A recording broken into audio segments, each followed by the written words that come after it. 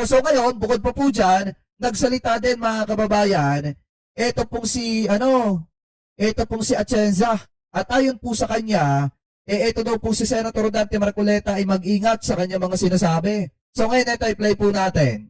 Senator Marcoleta, be careful about what you are doing because you are weakening the continuing control of that particular area of the West Philippine Sea if we follow your thinking. If you Tama. are not sure, I am sure.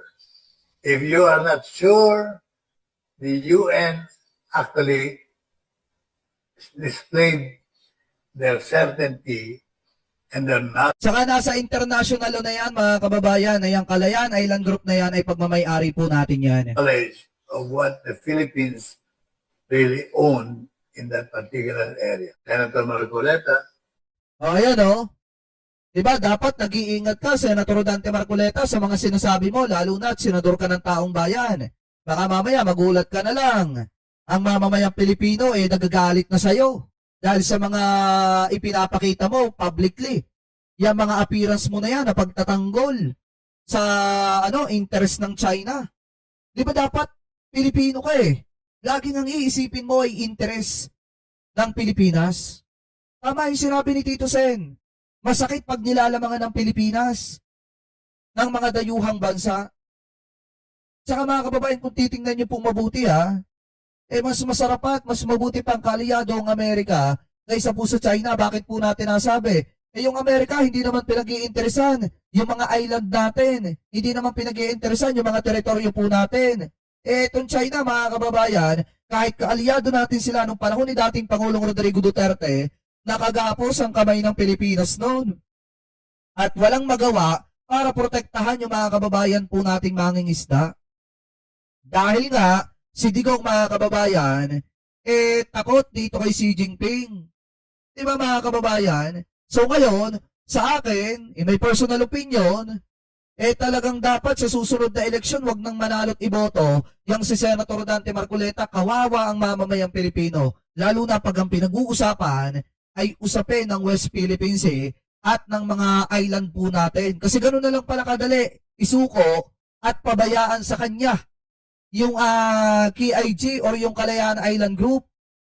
Magagalit nga sa iyo yung mga Pilipino na nakatira doon. At saka sa totoo lang mga kababayan, may isang municipality po doon na kung saan ang mga nanirahan na tao doon ay nasa 400 plus. Nakitama na lamang po ko kung ako po ay mali. So ngayon, ito pa yung isa dyan na talagang napakayabang nung una pero pro-China din naman pala. Ito, play natin. Pangkahin ko kayo.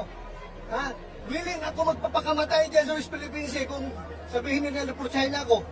Willing ako magkipagira dyan sa West Philippines Ha? Sabihin nyo, pro-China? Inaamon ko na nga sila. Kung gusto nila, bigyan ko sila ng baril at bala. Atakihin natin yung mga nabubuli dyan sa West Philippines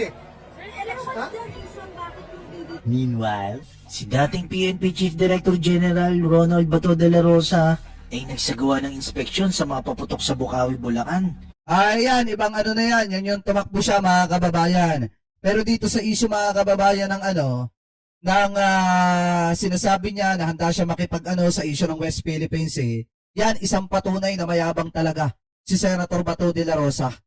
Na hindi talaga niya mahal ang mga kababayang Pilipino po natin at hindi niya talaga kaya na protektahan mga kababayan ng Pilipinas. Marami ang nabudol, marami ang naloko nitong mga Chinador na ito. 'Di ba? Nakakalungkot man isipin na maraming deserve. Maraming mas deserving na mga dapat nakaposisyon at nakaupo sa gobyerno mga kababayan, especially in the Senate. Dapat itong mga ito, hindi na ito nanalo Dapat ang nanalo sina Secretary Benhur Abalos at yung iba pa na mas karapat dapat sana mga kababayan na mapaupo diyan po sa Senado. Diba katulad din na Heidi Mendoza, yun yung mga karapat dapat ang problema mga kababayan, ito pa mga ito ang nanalo, sayang lang ay pinapasahod at ay binabayad ng taong bayan sa mga ito. Mga pulpul na senador at mga pro-China na senador. Pasintabi po sinasabi ko lang yung totoo. Base sa nakikita at nababasa natin online. mga pulpul na senador at mga Chinador, mga pro-China. O ayan, mga kababayan, ano po masasabi nyo? Dahil po sa sinabi ni Senator Dante Marcoleta na isuko na lamang, bitawan na lamang, ito pong Kalayaan Island Group. Kasi para sa akin, maliwanag na pagtataksil po yan sa interes ng bansang Pilipinas. So kayo, comment below na lamang po kung ano po masasabi nyo. Hingil po dyan mga kababayan. At ngayon, eto na, pakinggan naman po natin, ito pang isang balita na nakita po natin na kung saan sumagot po ang akbayan sa drama po ni Vice President Sara Duterte. Kasi sabi po dito mga kababayan, ayon daw po sa akbayan, BP Sara ibinabaling ang galit kay Hontiveros sa impeachment issue mga kababayan. Kasi di ba ang pinunteriya ni Sara Duterte dun sa kanyang drama video, walang iba kung hindi si Senator Risa Hontiveros. So ngayon ito, i-play po natin. Para bang merong halong Well, unahin ko na, Paeng, anong reaksyon nyo dito sa pahayag ni VP Sara, mainit-init pa, na pamumulitika, harassment lang itong inindosong impeachment complaint ng akbayan? Naku, Sabadong-Sabado may pasabog ang ating Vice Presidente.